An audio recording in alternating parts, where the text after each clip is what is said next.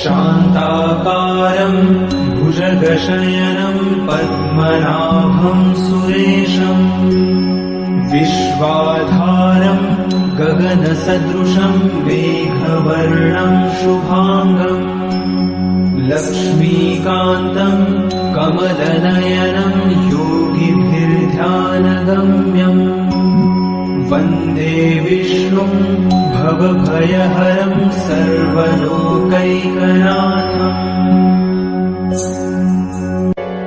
शान्ताकारं भुजगशयनं पद्मनाभं सुरेशं विश्वाधारं गगनसदृशं मेघवर्णं शुभांगं लक्ष्मीकान्तं कमलनयनं योगिभिर्ध्यानगम्यम् वन्दे विष्णुं भवभयहरं सर्वलोकैकनाथम्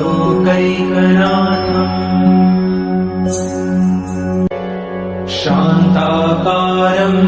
भुजगशयनं पद्मनाभं सुरेशं विश्वाधारं गगनसदृशं मेघवर्णं शुभांगं लक्ष्मीकान्तं कमलनयनं योगिभिर्ध्यानगम्यम् वन्दे विष्णुं भवभयहरं सर्वलोकैकनाथम्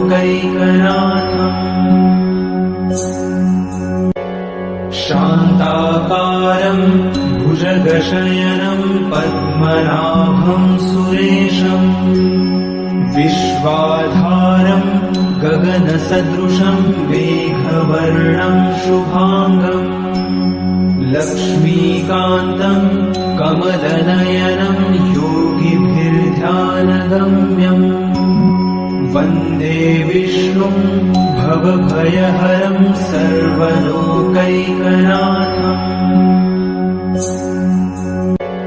शान्ताकारं भुजगशयनं पद्मनाभं सुरेशं विश्वाधारं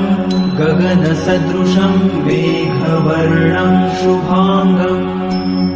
लक्ष्मीकान्तं कमलनयनं योगिभिर्ध्यानगम्यम् वन्दे विष्णुं भवभयहरं सर्वलोकैकनाथम्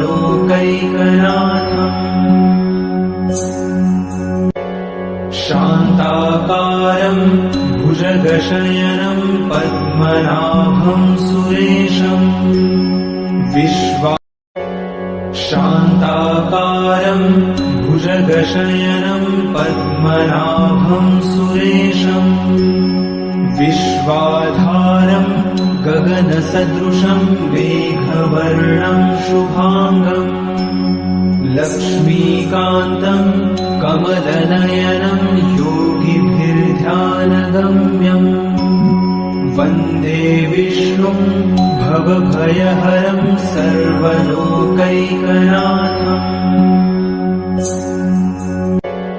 शान्ताकारं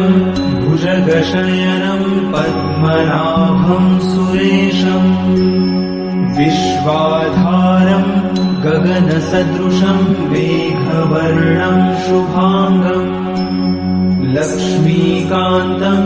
कमलनयनं योगिभिर्ध्यानगम्यम् वन्दे विष्णुं भवभयहरं सर्वलोकैकनाथम्